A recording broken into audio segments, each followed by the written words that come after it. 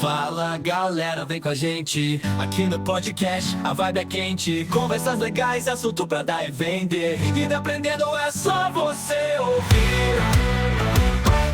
E aí, pessoal, voltamos para a segunda parte do nosso mergulho na economia brasileira. Era isso aí. Na primeira parte, a gente navegou por um mar de incertezas, né? É bastante coisa. Dólares em alta, Ibovespa em queda, eleições americanas, a sombra da inflação pairando sobre a gente. É verdade. Mas, como diria o poeta, navegar é preciso. É isso aí. Porque Viver não é preciso. a gente precisa se aventurar, né? Exatamente. Para navegar com segurança nesse mar agitado, a gente precisa de um mapa, de uma bússola. E a gente precisa de um guia. E os dados da produção industrial e do mercado de trabalho podem ser esse guia para a gente. Verdade.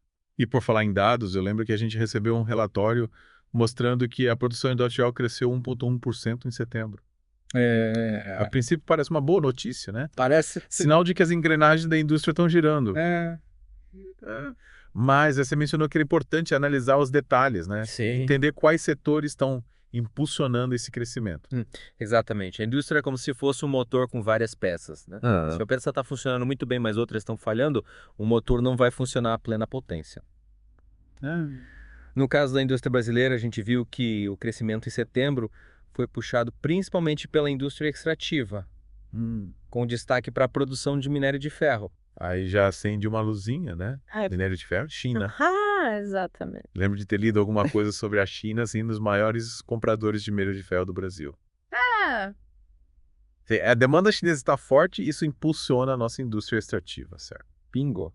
A China é um player fundamental na economia global, né? E a demanda deles por commodities, como o minério de ferro, tem um impacto enorme na nossa balança comercial. Mas é importante a gente lembrar que a economia chinesa também enfrenta os seus próprios desafios.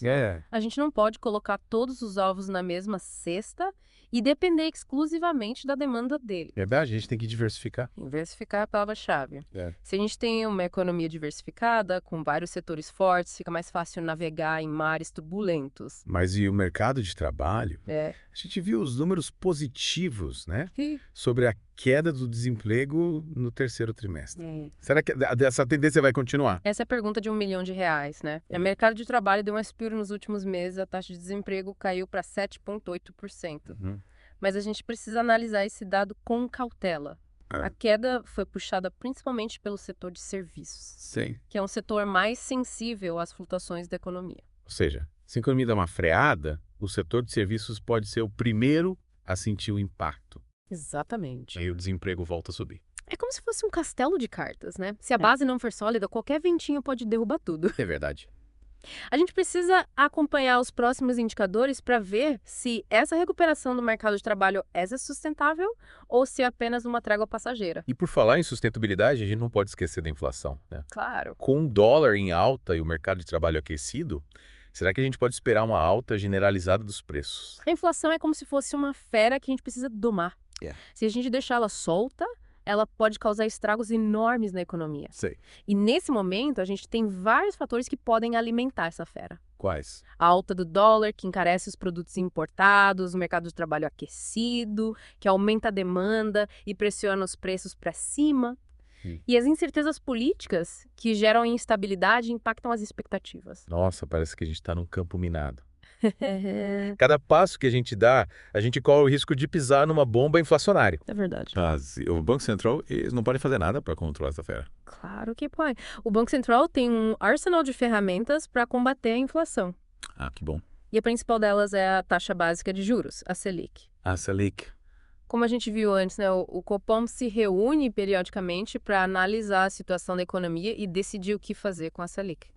Se a inflação está alta, eles podem aumentar a Selic para tentar conter a alta dos preços. Entendi. É como se o Copom fosse o domador da fera inflacionária, É uma boa analogia. usando a Selic como um chicote para controlá-la. Exatamente.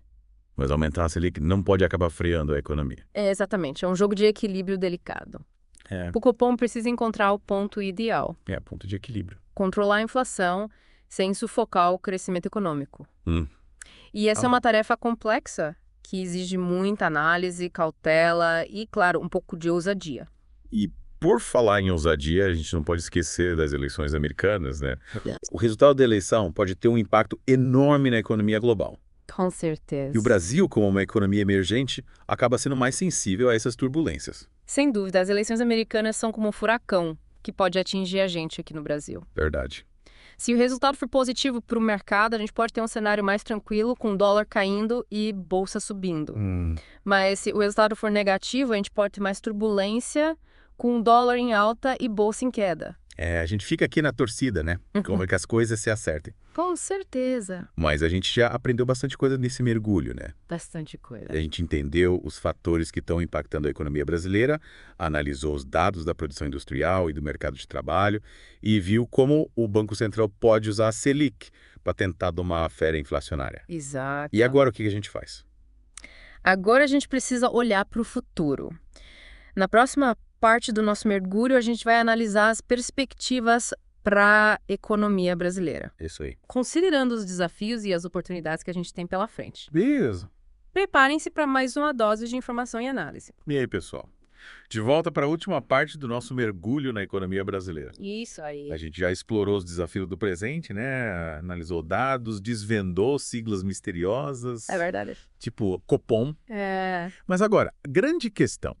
O que o futuro nos reserva? A pergunta que não quer calar, né? E É. para tentar desvendar esse mistério, a gente precisa olhar para o futuro com um olho no presente e outro no passado. É verdade. A gente já viu que a economia brasileira está num momento delicado, né? Incertezas políticas, risco de recessão global, inflação batendo na porta. Parece até roteiro de filme de suspense, né? É. Mas e aí? Qual o final dessa história? A gente consegue ter um final feliz. A gente sempre pode ter esperança, né? Mas para alcançar esse final feliz, a gente precisa de protagonistas fortes. É verdade. E decisões inteligentes. E um dos personagens principais dessa trama é o Copom, Verdade. que se reúne na semana que vem para decidir o destino da Selic. É verdade, a gente falou bastante sobre o Copom nas partes anteriores, mas não custa relembrar. Aí eles são os responsáveis por definir a taxa básica de juros da economia, a Selic. É isso E aí. essa taxa tem um impacto enorme em tudo. Sim. Investimentos, crédito, consumo, inflação. Exatamente. É como se o Copom estivesse pilotando um avião e a Selic fosse um manche. Se a inflação está subindo, eles puxam um manche para cima, aumentando a Selic para tentar controlar a alta dos preços. Mas se a economia está fraca, eles podem baixar a Selic para estimular o crescimento. Ele é como um jogo de equilíbrio. É. Aumentar a Selic demais pode friar a economia. Mas deixar a Selic baixa demais pode alimentar a inflação. É um dilema que eles têm que resolver. E qual que é a expectativa do mercado para essa reunião do Copom? O mercado está dividido. Alguns analistas acreditam que o Copom vai manter a Selic no patamar atual, enquanto outros apostam num aumento de 0,25 ponto percentual. Sei. A decisão vai depender da avaliação que o Copom fizer da situação da economia e das perspectivas para a inflação. Ou seja, é esperar para ver. A gente já vai ter que aguardar. Mas além da decisão do Copom, o que mais que a gente precisa ficar de olho para entender o futuro da economia brasileira? A gente precisa olhar para o cenário internacional, principalmente para as eleições americanas. O resultado da eleição pode ter um impacto enorme na economia global e o Brasil, como economia emergente, acaba sendo mais sensível a essas turbulências. É verdade, a gente até falou sobre isso, né? Se o resultado da eleição for positivo para o mercado, a gente pode ter um cenário mais tranquilo, com o dólar caindo, bolsa subindo. Mas se o resultado for negativo, a gente pode ter mais turbulência. Mais um capítulo dessa novela. Com dólar em alta e bolsa em queda. E além do cenário internacional, que vai? A gente precisa ficar atento às políticas internas, né? O governo precisa tomar medidas para controlar o gasto público, Isso aí? estimular o investimento privado e criar um ambiente favorável ao crescimento econômico. E a gente, como cidadão, o que a gente pode fazer para contribuir para esse futuro mais próspero? Informação é poder. Verdade. Buscar fontes confiáveis, né? Entender o que está acontecendo na economia e participar do debate público. E, claro, tomar decisões conscientes no nosso dia a dia. Controlar os gastos, investir com sabedoria e apoiar empresas que geram empregos e contribuem para o desenvolvimento do país. É isso aí. A gente precisa ser protagonista da nossa própria história. Exatamente. E construir o futuro que a gente deseja para o Brasil. É isso aí. E para terminar esse mergulho profundo, eu queria deixar uma pergunta para os nossos ouvintes. Bom, Qual o futuro que vocês querem para a economia brasileira? Quais ações vocês podem tomar para contribuir para esse futuro? Ótima pergunta. A gente espera que esse mergulho tenha dado a vocês ferramentas para entender melhor a economia brasileira e participar desse debate tão importante. Valeu pela companhia, pessoal. É isso aí. A gente se vê no próximo Mergulho Profundo, com mais análises e insights para vocês navegarem nesse mar de informações. Até a próxima. Até a próxima. Fala galera, vem com a gente aqui no podcast, a vibe é quente. Conversas legais, assunto pra dar e vender. E aprendendo é só você ouvir.